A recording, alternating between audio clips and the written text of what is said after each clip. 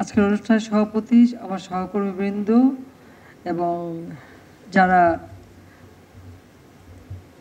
পবিত্র হজ পালন করতে যাচ্ছেন তাদের সকলকে আল্লাহর মেহমান হতে যাচ্ছেন আপনাদের এবং সুধী মণ্ডলী সবাইকে আমার আন্তরিক শুভেচ্ছা জানাচ্ছি। আসসালামু আলাইকুম ওয়া রাহমাতুল্লাহি ওয়া বারাকাতুহু।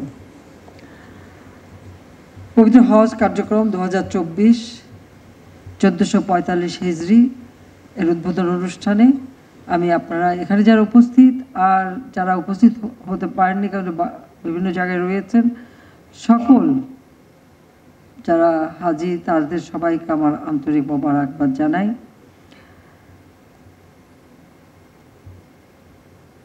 হজ পালন এটা আমাদের মুসলমানদের জন্য এটা অবশ্য কর্তব্য, কিন্তু যারা করতে পারবেন করবার মতো সঙ্গতি যাদের আছে সেটাই আমাদের পবিত্র কোরআন শরীফের সূরা আল ইমরানের 97 নম্বর আয়াতে এটা উল্লেখ করা আছে যে সারা বিশ্বের মুসলমানদের জন্য হজ পালন করা ফরজ যদি এই গৃহ পর্যন্ত পৌঁছা শক্তি ও সামর্থ্য থাকে। তো যাদের শক্তি সামর্থ্য আছে তাদের জন্যই কিন্তু এটা বাধ্যতামূলক। কাজে আমি মনে করি যে আজকে আপনারা সবাই যাবেন সেই প্রস্তুতি নিয়েছেন, আপনারা সুস্থভাবে যেতে পারেন সেই দোয়া করি। কারণ আমরা বাংলাদেশ আজকে স্বাধীন দেশ, আমাদের মহান নেতা জাতির পিতা বঙ্গবন্ধু শেখ মুজিবুর রহমান তিনি তার আজীবন সংগ্রামের মধ্য দিয়েই কিন্তু আমাদের এই স্বাধীনতা এনে দিয়েছেন। আর এই স্বাধীনতা এনে দিয়েছেন বলেই আজকে আমরা আমাদের স্বাধীনভাবে আমাদের দেশের মানুষ হজ করার সুযোগটা পাচ্ছে। বাঙালির জাতি একসময় দারিদ্র্যের কষাঘাতে জর্জরিত ছিল, অনেকে চিন্তাই করতে পারতো না বা সেই সঙ্গতিও অর্জন করতে পারেনি, কিন্তু স্বাধীনতা অর্জনের ফলেই আজকে এটা সম্ভব হয়েছে। আমি জাতির পিতা বঙ্গবন্ধু শেখ মুজিবুর রহমানের প্রতি শ্রদ্ধা জানাই, একই সাথে শ্রদ্ধা জানাই মহান মুক্তিযুদ্ধে যারা শাহাদাত বরণ করেছেন, বুকে তাজা রক্ত ঢেলে দিয়ে আমাদের স্বাধীনতা এনে দিয়েছেন, আমি তাদের প্রতি শ্রদ্ধা জানাই। 15ই আগস্ট 1975 সাল, আপনারা জানেন যে সেই দিন জাতির পিতা বঙ্গবন্ধু শেখ মুজিবকে নির্মমভাবে হত্যা করা হয়। আর একই সাথে হত্যা করা হয়েছিল আমার মা বেগম ফজিলাতুল ইসলাম মুজিবকে। আমার ছোট 3 ভাই কামাল, জামাল, রাসেল তাদেরকেও নির্মমভাবে হত্যা করে। রাসেল তো ছিল মাত্র 10 বছরের শিশু। কামাল জামালের নবপরিণীত বধূ সুলতানা এবং পারভিন জামাল রুজিকে হত্যা করে। আমার একমাত্র চাচা শেখ আবু নাসের, তিনিও মুক্তিযোদ্ধা ছিলেন এবং পঙ্গু ছিলেন, ঘাতকের দল তাকেও ছাড়েনি, একই সাথে তাকেও হত্যা করে। রাষ্ট্রপতির military secretary brigadier Jamil Uddin ছুটে গিয়েছিলেন, তাকে হত্যা করে। পুলিশ অফিসার সিদ্দিকুর রহমান তাকে হত্যা করে। একই দিনে আমার মেজ ফুপুর বাড়ি আক্রমণ করে আমার ফুফাতো ভাই যুবনেতা শেখ ফজলুল হক মনি, তাকে, তিনিও মুক্তিযোদ্ধা ছিলেন, তাকে হত্যা করেছে এবং তার অন্তঃসত্ত্বা স্ত্রী আরজুমনিকে হত্যা করে। আমার সেজ ফুপুর বাড়িতে আব্দুর রাফসান নেবাদ কৃষিমন্ত্রী ছিলেন এবং মুক্তিযোদ্ধা, তাকে হত্যা করে। তার 13 বছরের মেয়ে বেবি, 10 বছরের ছেলে আরিফ এবং 4 বছরের নাতি সুকান্ত গুলির আঘাতে তাদেরকে হত্যা করে। আমার ফুফাতো 2-3 ফুফাতো বোন এবং ফুফাতো ভাই সহ অনেকেই সেখানে গুলিবিদ্ধ অবস্থায় ছিল। তার 4 বছরের একটা ছোট্ট নাতি সুকান্ত পাবত, তাকেও নির্মমভাবে হত্যা করে। এবং তার ভ্রাতৃ পুত্র মুক্তিযোদ্ধা একজন সাংবাদিক শহীদ সেনেবাদ, তাকে হত্যা করে। ভাগ্নে রেন্টুকে হত্যা করে। এইভাবে 15ই আগস্টে ঠিক কারবালা ময়দানে যে ঘটনা ঘটেছিল তারই পুনরাবৃত্তি ঘটেছিল এই 15ই আগস্ট। কিন্তু কারবালা ময়দানে অন্তত নারী শিশুদের হত্যা করা হয়নি, কিন্তু বাংলাদেশে 15ই আগস্ট নারী শিশু কেউই রেহাই পায়নি। আমার ছোট বোন আর আমি বিদেশে ছিলাম। ঠিক জানি না আল্লাহর কি সাহায্য ছিল, মাত্র 15 দিন আগে আমরা দেশ ছেড়ে যাই। আমি আমার স্বামীর কর্মস্থল সেখানে গিয়েছিলাম জার্মানিতে, সাথে ছোট বোনকে নিয়ে গিয়েছিলাম। আমরা বেঁচে যাই, কিন্তু এবার বেঁচে যাওয়াটা বড় কষ্টের। 6 বছর দেশে আসতে পারিনি। এমনকি জিয়াউর রহমান আমার বোনের পাসপোর্টটাও রিনিউ করতে দেয়নি।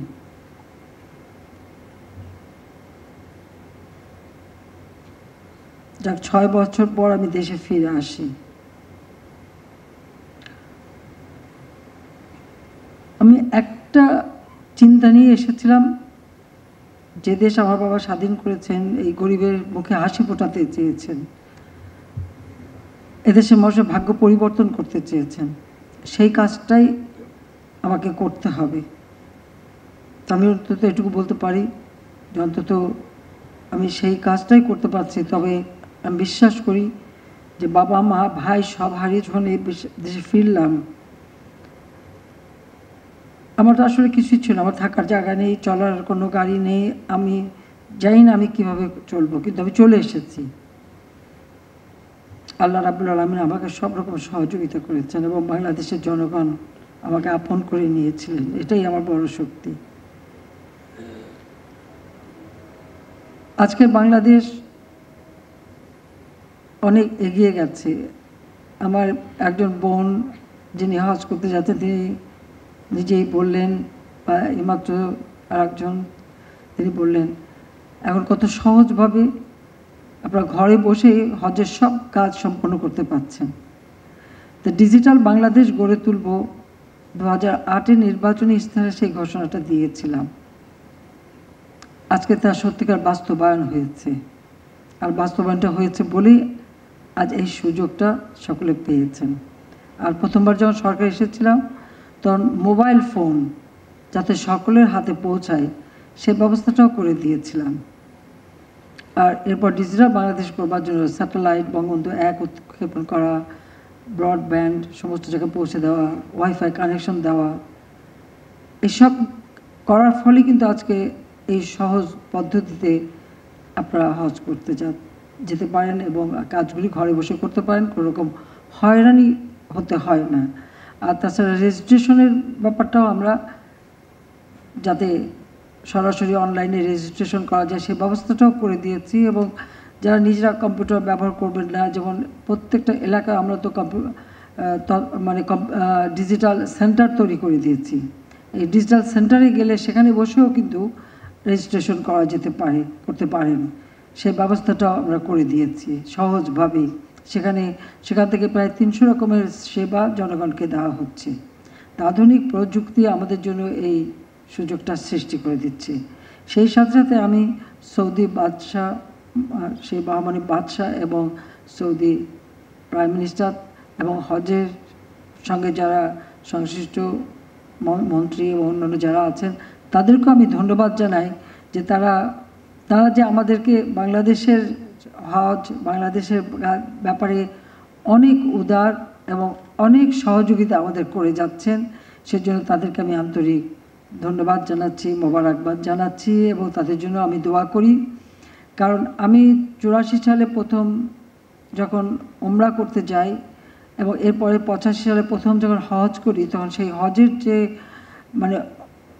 মানে অব্যবস্থাপনা, এবং এরপরে যতবার আমি এসেছি, আমি সবসময় আমি যতবারই হজে এসেছি সৌদি বাদশার অতিথি হিসেবেই আমি এসেছি সেই 85 সাল থেকে।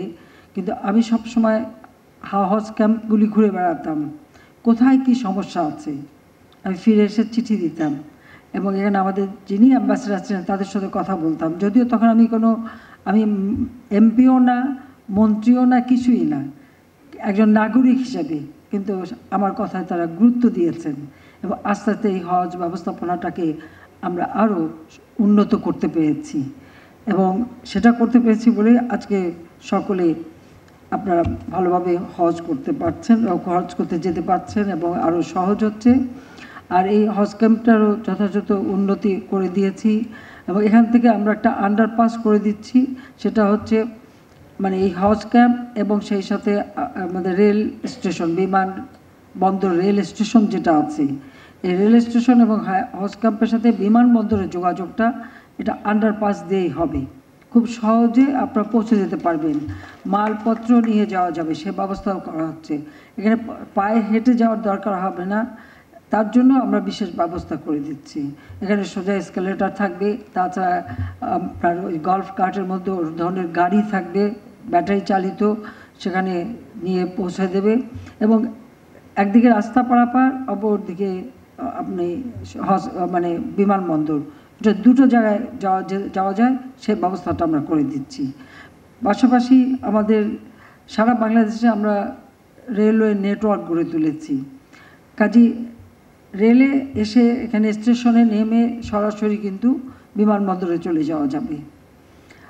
আর আপনারা জানেন আমি প্রতিটি উপজেলায় যে মডেল মসজিদ করছি, সেই মসজিদে সেখানে কিন্তু মানে হাজিদের হজ সম্পর্কে ট্রেনিং দেওয়া এবং যারা সেবা করবে তাদের ট্রেনিং দেওয়া, তাদের হজ সম্পর্কে সমস্ত তথ্য দেওয়া, রেজিস্ট্রেশন, সব ব্যবস্থা কিন্তু এইসব মসজিদের হয়ে যাবে। কাজে সেখানে খুব বেশি ক্যাম্পে থাকা বা তার প্রয়োজনও হবে না, নিজের ঘরে বসে সব কিছু করতে পারবেন, সেটা আরও সহজ হয়ে যাবে। সেই ব্যবস্থাটা আমরা করে দিচ্ছি। আমাদের কোনো বিমান ছিল না, আমি আসার পর সে নিজস্ব বিমানও ক্রয় করেছি। আগে 2-3টা ঝরঝরে ছিল, খুবই খারাপ অবস্থা, কিন্তু আমি এখন এক আধুনিক বিমান কিনে দিয়েছি। কারণ আমরা যেমন সৌদি এয়ারলাইন্স বা অন্য এয়ারলাইন্স যখন আমাদের হাজিদের নেন, আর পাশাপাশি আমরা আমাদের নিজস্ব বিমানে পাঠাতে পারি। আগে তো ভাড়া করে আনতে হতো, এখন আর খুব বেশি লাগে না, আমরা নিজেদের বিমানেই করতে পারি। সেই ব্যবস্থাটা আমরা করতে পেরেছি। সেইভাবেই আমরা বিভিন্ন পদক্ষেপ নিচ্ছি। কারণ জাতির পিতা বঙ্গবন্ধু শেখ মুজিব বাংলাদেশকে অসাম্প্রদায়িক চেতনার বাংলাদেশ হিসেবে গড়ে তুলেছে, এটা ঠিক, কিন্তু পাশাপাশি এই যে হজ ব্যবস্থাপনা উন্নয়ন বা ইসলামের সেবা করার জন্য ইসলামিক ফাউন্ডেশন তিনি তৈরি করে দিয়ে গেছেন। ইসলাম সম্পর্কে মানুষের যে সম্যক ধারণা হয়, সে ব্যবস্থাটা তার হাতেই করা। স্বাধীনতার পর মাত্র সময় পেয়েছিলেন মাত্র 3 বছর 7 মাস। এই 3 বছর 7 মাসের মধ্যেই তিনি এই পদক্ষেপ নেন। রেডিও টেলিভিশনে যে তেলাওয়াত করা বা ঈদে মিলাদুন্নবীর ছুটি দেওয়া, সব কিছুই কিন্তু জাতিপিতা করে গেছেন। অর্থাৎ দেশের মানুষের ধর্মীয় অনুভূতিটাকে সম্মান জানিয়ে সকলে যেন সহজভাবে ধর্মটা পালন করতে পারে, সেই ব্যবস্থাটাও তিনি করে দিয়ে গেছেন। কাজেই আজকে বাংলাদেশ যতদূর এগিয়েছে, আমি মনে করি যে এটা দেশবাসীর সকলের সহযোগিতা পেয়েছি বলে এটা সম্ভব হয়েছে। আমাদের তুরাগ নদীর তীরে জাতির পিতা যে জমি দিয়ে বিশ্ব ইজতেমা, কারণ বিশ্ব ইজতেমা কোন দেশে হবে এটা নিয়ে কিন্তু একটা ভোটাভুটি ছিল, সেখানে বাংলাদেশ জয়ী হয়েছিল বঙ্গবন্ধু শেখ মুজিবের নেতৃত্বে। কাজে আজকে সেটা আমাদের দেশে, এবং তিনি জায়গা দিয়ে যান। বায়তুল মোকাররম মসজিদটাকে আরও উন্নত করা তিনি অনেক করে দিয়ে যান। পরবর্তীতে যতটুকু আমি আসার পরে এটা মিনার থেকে শুরু করে শাহান তৈরি করা, আর অনেক বেশি মুসল্লি যাতে নামাজ পড়তে পারে, এবং বিশেষ করে মেয়েদের জন্য সেটা করে দিয়েছে। এবং এখানেও কিন্তু সৌদি সরকার সেই সময় আমি যখন প্রথমবার সরকার, তখন তারা কিছু অনুদানও দিয়েছিলেন। কাজে সেভাবে আমরা কাজ করেছি। কাজে আমি এটুকু বলবো যে আজকে আমরা হজ ব্যবস্থাপনাকে প্রতিবারই যখনই যারা যাচ্ছেন যে কোনো সমস্যা হচ্ছে সেটাকে আরও উন্নত করার পদক্ষেপ নিচ্ছি।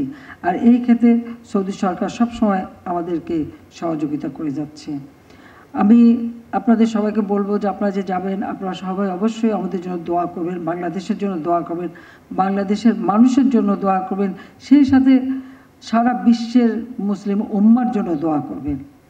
কারণ আপনারা দেখছেন যে প্যালেস্টাইনে কি হচ্ছে, যেভাবে সেখানে গণহত্যা চালানো হচ্ছে, সেখানে নারী পুরুষ ছোট শিশু তাদেরকেও রেহাই দিচ্ছে না। আমি সব সময় যেখানে আমি কথা বলছি, আমি আমার কণ্ঠস্বর, আমি প্রতিটি জায়গায় এর প্রতিবাদ করে যাচ্ছি। কারণ প্যালেস্টাইন তারা তাদের আরব ভূখণ্ডে তাদের জায়গা তারা পাবে, এটা তাদের অধিকার, এই অধিকার কেউ কেড়ে নিতে পারে না। কাজে সেই অধিকার তাদের দিতে হবে। আজকে যদি আমাদের সকল মুসলিম কান্ট্রিগুলি এক হয়ে একযোগে কাজ করতে পারত, তাহলে আরও আমরা এ ব্যাপারে অনেক অগ্রগামী হতে পারতাম। এবং আমি ওআইসি ভুক্ত দেশগুলির মধ্যে আমি একমাত্র বোন। আমি বলছি যে আমি তো একমাত্র বোন আছি। কাজে আমার এখানে এটাই কথা যে সকলে এক হন এবং এই ধরনের অন্যায় অবিচার যেন আমাদের উপর না হয় সেদিকে তার জন্য সকলে সোচ্চার থাকবেন। তা আপনারা তাদের জন্য দোয়া করবেন। জাতির পিতা বঙ্গবন্ধু শেখ মুজিব 1974 সালে 23শে ফেব্রুয়ারি লাহোরে যখন ওআইসি সম্মেলন হয় সেখানে তিনি গিয়েছিলেন। কারণ সেখানে যাবার শর্ত ছিল যে পাকিস্তান বাংলাদেশকে যদি মানে স্বীকৃতি দেয় তাহলে উনি যেতে পারেন। তো পাকিস্তান দিতে বাধ্য হয়েছিল, কারণ অনেক মুসলিম কান্ট্রি তখন তাদের উপর সেই চাপ দিয়েছিল তখন, এবং বঙ্গবন্ধু সেখানে যান। সেখানে যে বক্তৃতা তিনি দিয়েছিলেন সেখানে তিনি বলেছিলেন, আমি কোট করছি, তিনি বলেছিলেন যে আরব ভাইদের উপর যে নিদারুণ অবিচার হয়েছে অবশ্যই তার অবসান ঘটাতে হবে এবং অন্যায়ভাবে দখলকৃত আরব ভূমি অবশ্যই ছেড়ে দিতে হবে। আমাদের অধিকার পুনঃপ্রতিষ্ঠিত করতে হবে জেরুজালেমের উপর। কাজে এই যে জেরুজালেমে আমাদের মুসলমানদের যে অধিকার, এটা প্রতিষ্ঠা করবার কথা, এটাও কিন্তু জাতির পিতা বঙ্গবন্ধু শেখ মুজিব তার বক্তব্যে বলে যান। কাজে আমরা এটুকু বলবো যে আমরা সবসময় আমাদের দেশের সব ধর্মের মানুষ সমানভাবে ধর্ম পালন করবে। প্রত্যেকের জন্য আমরা কল্যাণ ট্রাস্ট করে দিয়েছি। আমি ইমাম মুয়াজ্জিন কল্যাণ ট্রাস্ট করে দিয়েছি, সেই সাথে হিন্দু, বৌদ্ধ, খ্রিস্টান প্রত্যেকটা ধর্মের জন্য আমি কিন্তু কল্যাণ ট্রাস্ট করে দিয়েছি। তাদের যার যার ধর্ম শেষে পালন করবে। ইসলাম শান্তির ধর্ম, ইসলাম সবসময় সেটাই বিশ্বাস করে। আমাদের নবী করিম সাল্লাল্লাহু আলাইহি সাল্লামও আমাদের সেই কথাই বলে গেছেন। কাজে আমরা সেটাই বিশ্বাস করি, কিন্তু সেই সাথে সাথে আমাদের মানে ধর্মীয় অনুভূতিতে আঘাত লাগে এ ধরনের কোনো কাজ যাতে কেউ না করে। মদ, জুয়া, দুর্নীতি, সন্ত্রাস, জঙ্গিবাদ করে আমাদের একটা পবিত্র ধর্ম ইসলাম ধর্ম, যে ধর্ম শান্তির ধর্ম, যে ধর্ম সকল শ্রেণীর মানুষকে অধিকার দিয়ে গেছে, সেই ধর্মের নামে একটা সামান্য মুষ্টিমেয় কিছু লোক তারা যে এই সন্ত্রাসী কর্মকাণ্ড করে একটা বদনাম দিয়ে যায়, এটাই সব থেকে দুঃখজনক। আমি এটারও প্রতিবাদ করি সবসময়, কারণ আমরা শান্তিতে বিশ্বাস করতে চাই এবং আমরা মানুষের উন্নয়ন করতে চাই। আজকে আমরা হজ ব্যবস্থাপনা করতে পেরেছি, কারণ এই ডিজিটাল বাংলাদেশ আমরা বাস্তবায়ন করেছি। আমাদের আগামী দিনের লক্ষ্য হচ্ছে আমরা স্মার্ট বাংলাদেশ গড়ে তুলব। এরপর কারো কষ্ট করতে হবে না, একেবারে ঘরে বসে আপনারা সব ব্যবস্থা পাবেন, সোজা প্লেনে উঠবেন, চলে যাবেন, সেই ধরনের ব্যবস্থা আমরা করতে চাই। আজকে আপনাদের মালপত্র নেওয়া বা ওখান থেকে মালপত্র নিয়ে আসা বা ওই যে জমজমের পানি নিয়ে আসা, সব ব্যবস্থা কিন্তু আমরা করে দিচ্ছি। জেদ্দায় সেখানে আলাদাভাবে টার্মিনালে জায়গা ভাড়া নিয়ে আমাদের হাজিরা যাতে সেখানে যে অবস্থান করতে পারি সেই ব্যবস্থাটা করেছে। কারণ আমি আগে দেখেছি, যখন আমি গেছি, আমি তো রয়্যাল গেস্ট হিসেবে যেতাম, কিন্তু আমাদের হাজিরা সেখানে এই ফুটপাতে এখানে সেখানে মাটিতে বসে থাকতে হতো। আমি যখন সরকার এসেছি তখন থেকেই জেদ্দা এখানে আমরা টার্মিনালে জায়গা নিয়েছি এবং প্রতি বছর সেই ব্যবস্থাটা আমরা রাখি। তাছাড়া হজ অফিস মক্কা এবং মদিনা শরীফে যাতে আগে তো একটা সেবা নিতে গেলে সেই মানে জেদ্দায় যেতে হতো, সেটা যাতে না যেতে হয় সেই ব্যবস্থাটাও কিন্তু আমি প্রথমবার যখন সরকার এসেছি তখন থেকে করে দিয়েছি। তো এভাবে যেটুকু করার আমরা সাধ্যমতো কাজ করে যাচ্ছি। আমি এটাই চাই যে আজকে, আর সেই সাথে আমি আবারও সৌদি সরকার এবং বিশেষ করে বাদশাহ এবং প্রধানমন্ত্রীকে ধন্যবাদ জানাই এই জন্য যে তারা কিন্তু বাংলাদেশের সমস্যাগুলি সবসময় যেটা পেয়েছেন সঙ্গে সঙ্গে সেটা সমাধান করে দিয়েছেন। সেটাই হচ্ছে আমাদের সবথেকে বড় কথা। কাজে আমি আপনাদের সবাইকে এটুকু বলবো যে আপনারা যখন যাবেন অবশ্যই আমাদের জন্য, বাংলাদেশের জন্য দোয়া করবেন।